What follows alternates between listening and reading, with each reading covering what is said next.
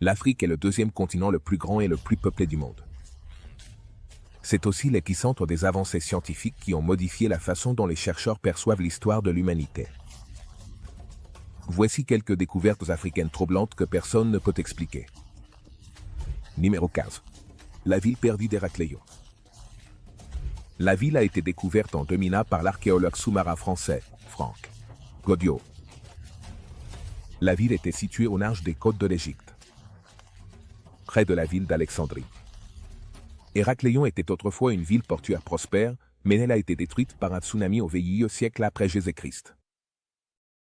Et finalement engloutie par la mer Méditerranée.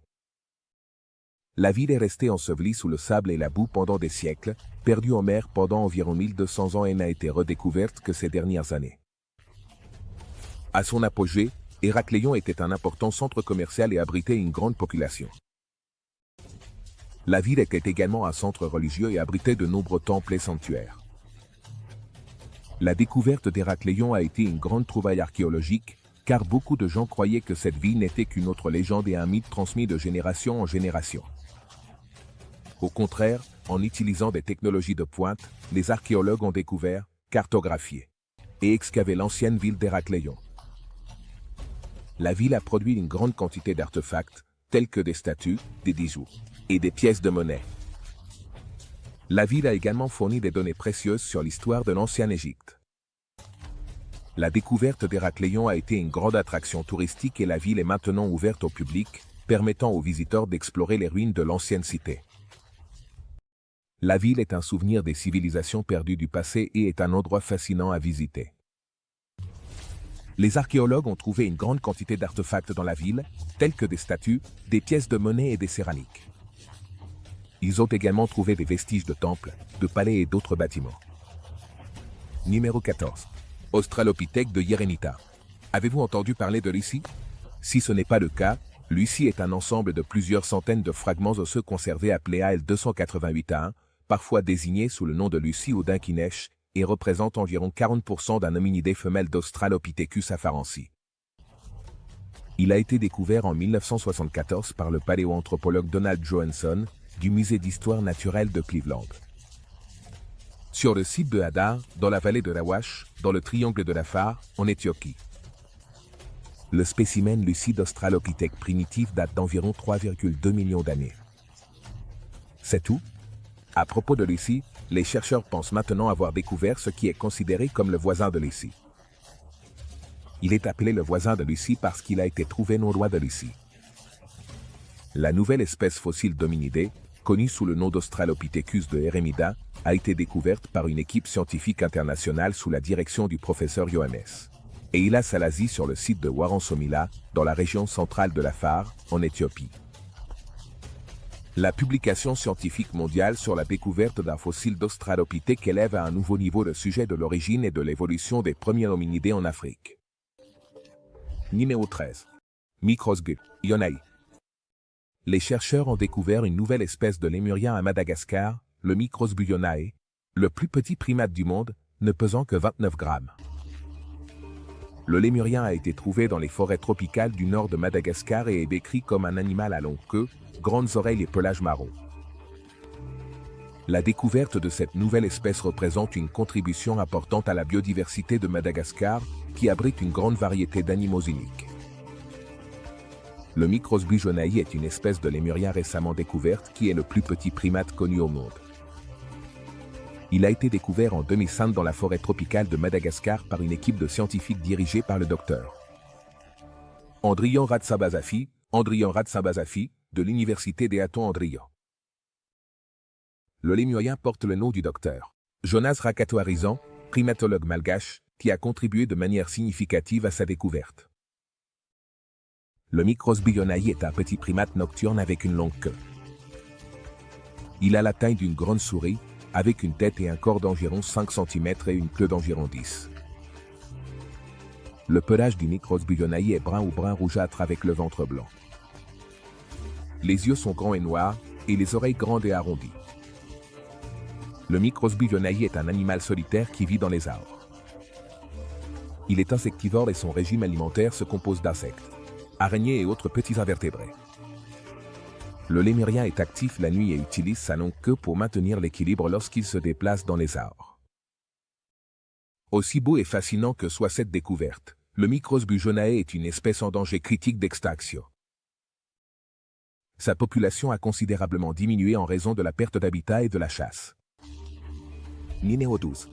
Athon, la cité dorée perdue d'Égypte. Les archéologues ont découvert une ville vieille de 3000 ans, qui date du règne du pharaon Amenhotep III.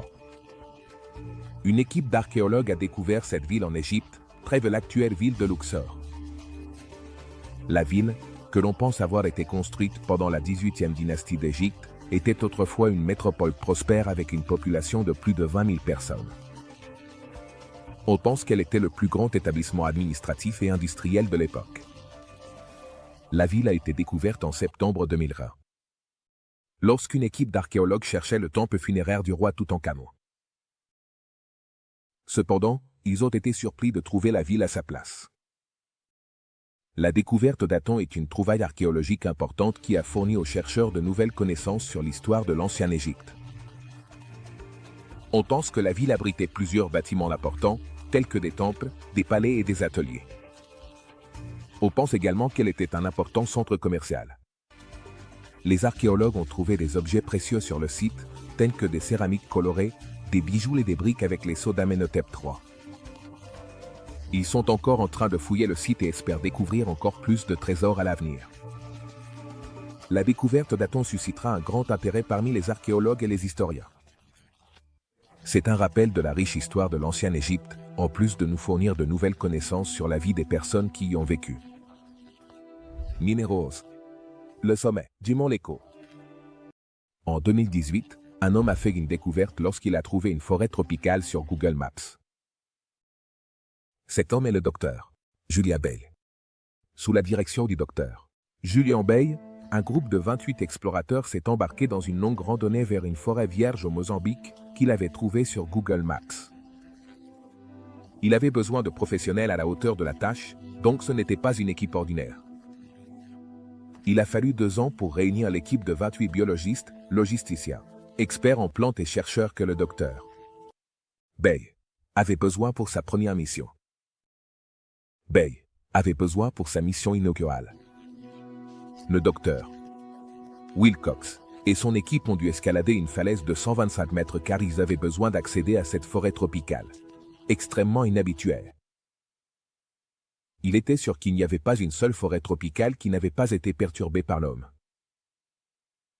Sans aucun doute, la plupart des formes de vie connues se trouvent dans les forêts tropicales, qui sont les écosystèmes vivants les plus anciens de la planète. De plus, elles stockent le carbone plus longtemps que tout autre système biologique. Presque toutes les forêts tropicales portent des traces humaines historiques, bien que certaines aient des millions d'années. Le docteur Bay a pris la sage décision de contacter des grimpeurs expérimentés pour lancer la mission dans la bonne direction.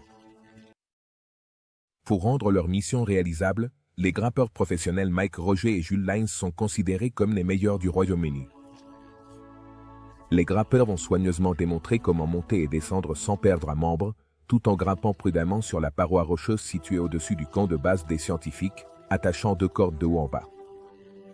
Et enseigner à l'équipe à escalader. L'expérience de l'équipe apprenant à escalader une falaise de 125 mètres dans la jungle était vraiment excitante et effrayante.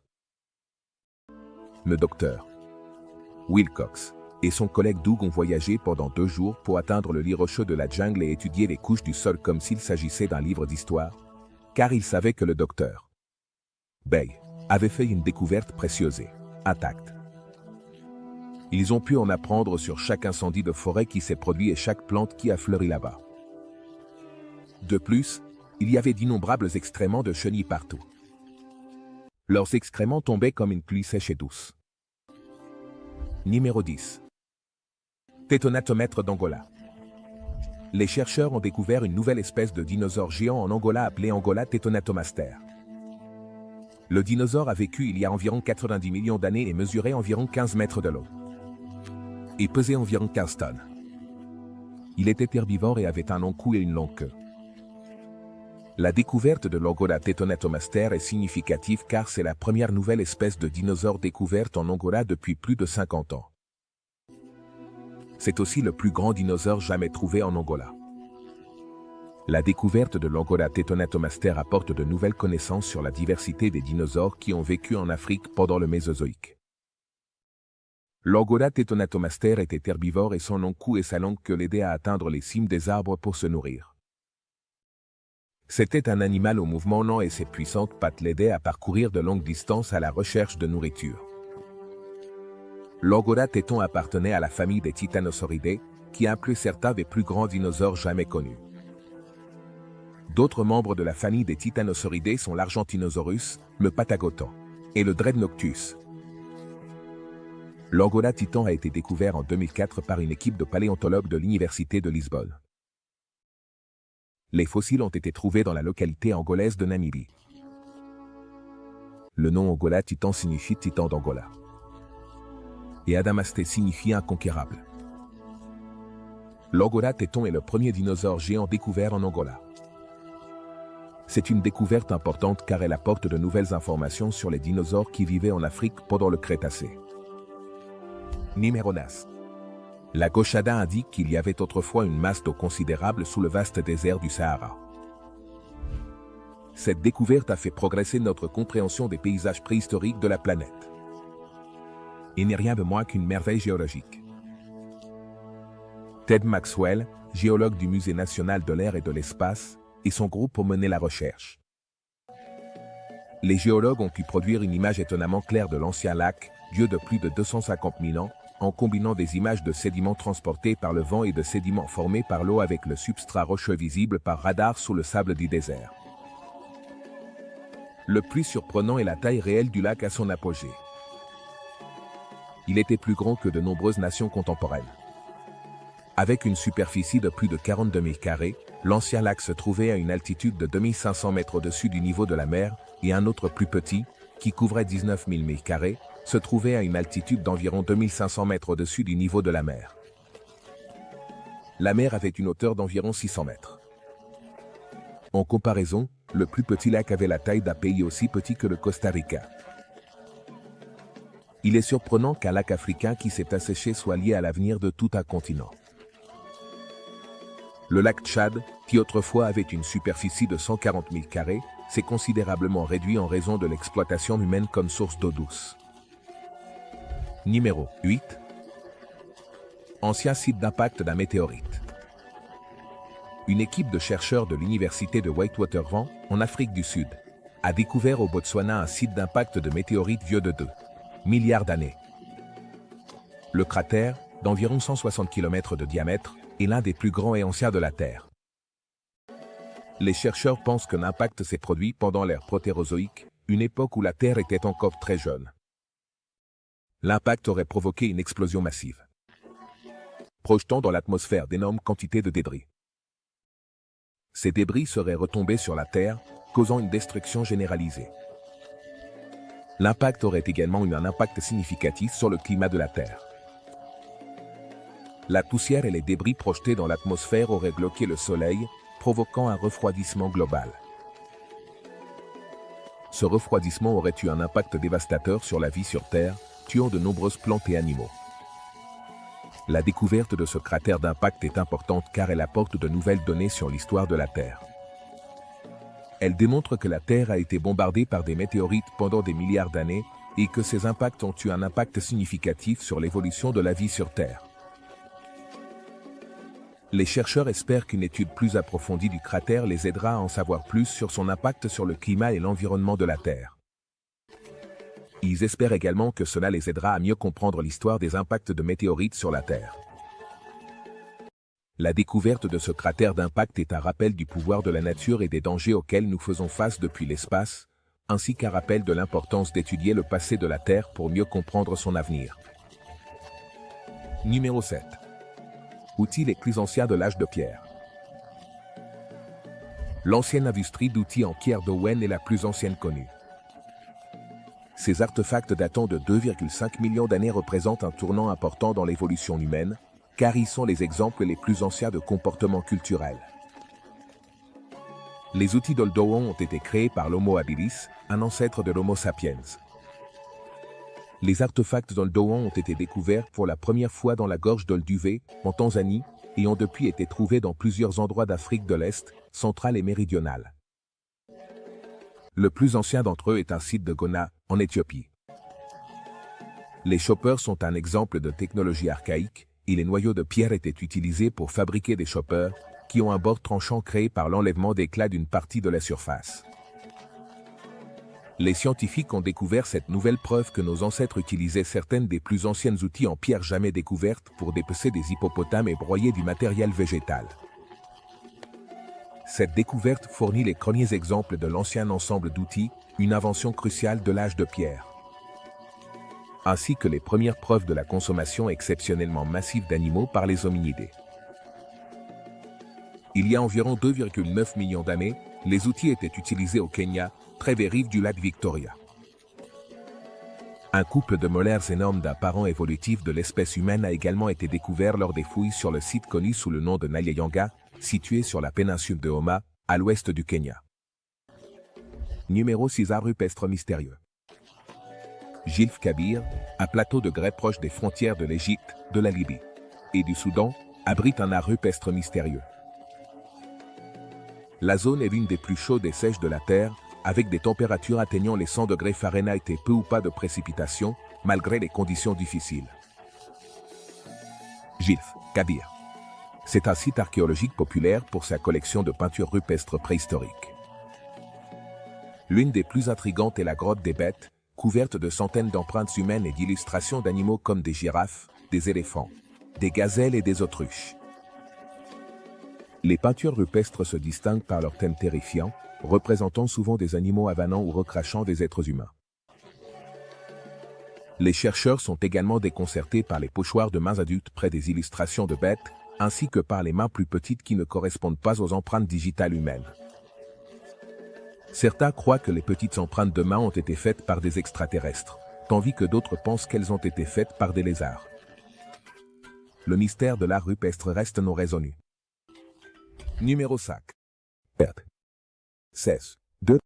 Dans les profondeurs arides du désert du Sahara, une découverte étonnante a été faite, enthousiasmant, intriguant et émerveillant des scientifiques du monde entier.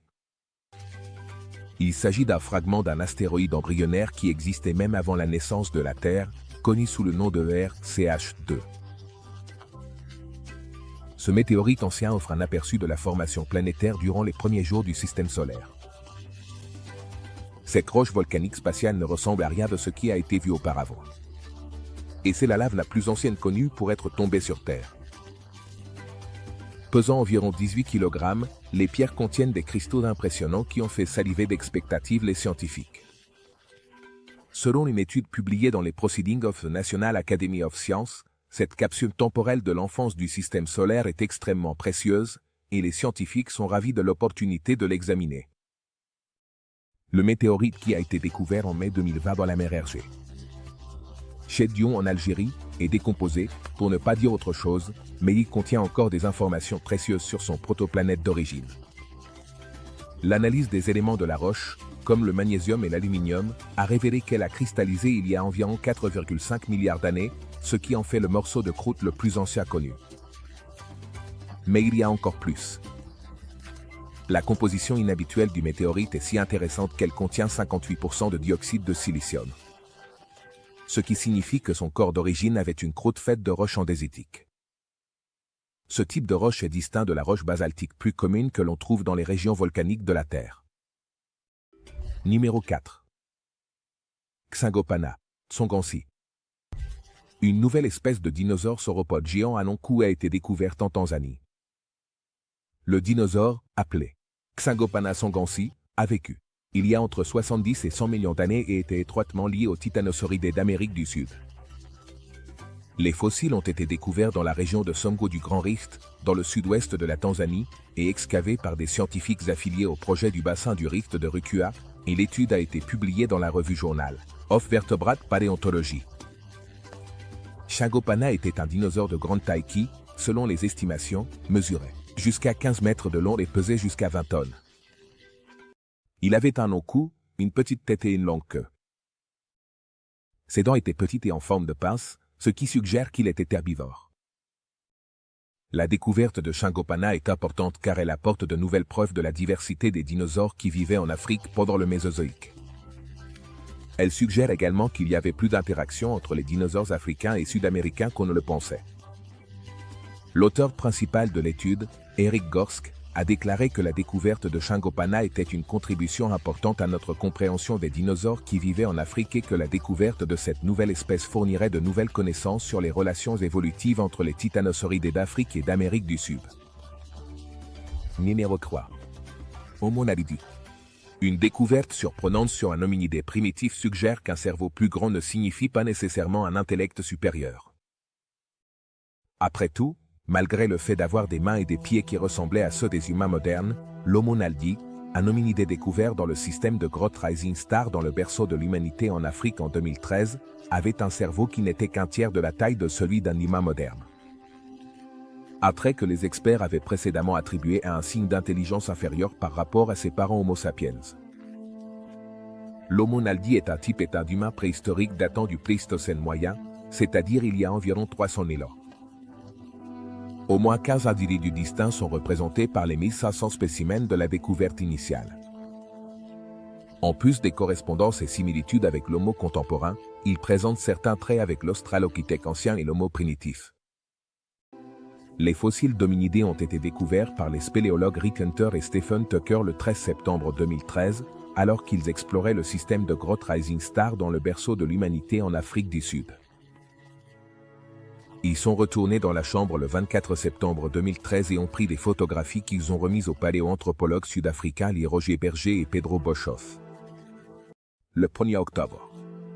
Ces deux spéléologues, par curiosité et désespoir, ont réussi à pénétrer dans une chambre encore à découvrir à travers un passage extrêmement étroit. Ils ont vu des milliers d'os fossilisés éparpillés sur le sol, qui ont été déterminés plus tard comme appartenant à de nouvelles espèces. En 2015, selon les découvertes archéologiques, l'Homo naledi, une espèce humaine préhistorique avec une tête ressemblant à celle d'un chimpanzé, aurait pu utiliser le feu pour préparer la nourriture et naviguer dans la pénombre des grottes souterraines. Numéro 2. L'Afrique est en train de se diviser. Un nouvel océan se formera lorsque le continent africain se fendra en deux. Oui, vous avez bien entendu. Depuis 2005, les mouvements des plaques tectoniques en Éthiopie ont séparé la plus grande plaque tectonique de Nubie de la plus petite plaque de Somalie. Sans intervention humaine, ce continent est en train de changer. Depuis que l'Amérique du Sud et l'Afrique se sont séparés en continents distincts il y avait centaines de millions d'années, ce phénomène n'avait pas été observé. Avez-vous déjà pensé à ce que cela signifiera pour le continent africain et pour le monde? Cela pourrait-il signifier que l'Éthiopie et l'Ouganda, deux nations qui n'ont actuellement pas accès à la mer, auront soudainement accès aux côtes, ouvrant de nouvelles opportunités pour le commerce et l'industrie? Ces changements dramatiques et géographiques pourraient être dus à la montée du magma sous les couches. Dans tous les cas, le résultat de toutes ces ruptures sera un minuscule continent africain oriental. Cette révélation pourrait révolutionner le monde tel que nous le connaissons, mais cela ne se produira pas du jour au lendemain. Les chercheurs estiment qu'il faudra entre 5 et 10 millions d'années avant que le continent africain ne soit complètement divisé, donc pendant que nous nous préparons à ce changement, nous sommes obligés d'imaginer à quoi ressemblera le monde d'ici là. Malheureusement, c'est un événement qui ne se produit qu'une fois dans une vie, et il se peut que notre génération n'ait pas la chance de le voir. Numéro 1. Fossiles d'Homo sapiens. Des chercheurs ont découvert au Maroc les fossiles de l'espèce Homo sapiens la plus ancienne connue, datant d'environ 300 000 ans, sur un site archéologique proche de la côte atlantique. Les découvertes de crânes, de visages et de mâchoires, identifiés comme les premiers membres de notre espèce, ont été datées de milliers d'années. Cela indique que l'Homo sapiens pourrait avoir existé plus de 100 000 ans avant ce que l'on pensait. La plupart des chercheurs ont situé les origines de notre espèce en Afrique de l'Est il y a environ 200 000 ans. Les découvertes publiées ne signifient pas que l'Homo sapiens soit originaire du nord de l'Afrique. Au contraire, elles suggèrent que les premiers membres de l'espèce ont évolué sur tout le continent. Les fossiles d'Homo sapiens ont été trouvés sur un site de Jebel Irhoud, au Maroc. Ils sont 100 000 ans plus anciens que les fossiles d'Homo sapiens. découvert auparavant et daté avec certitude. C'est la première découverte de fossiles de ce type dans le nord de l'Afrique et cela élargit le berceau de l'humanité à toute l'Afrique. Les découvertes précédentes avaient eu lieu dans le sud ou l'est de l'Afrique. Les fossiles, qui incluent un crâne partiel et une mâchoire inférieure, appartenaient à 5 individus différents, dont 3 jeunes adultes, un adolescent et un enfant de 8 ans. Dans la même couche du cycle, on a également trouvé des outils en pierre, des ossements d'animaux et des preuves de feu. Mais ce que les chercheurs ont jugé le plus remarquable de ces fossiles, c'est qu'ils capturent un moment de l'évolution. Mais, que s'est-il passé entre-temps? Je suppose que de futures découvertes révéleront plus de choses. Merci de nous avoir regardés et à la prochaine.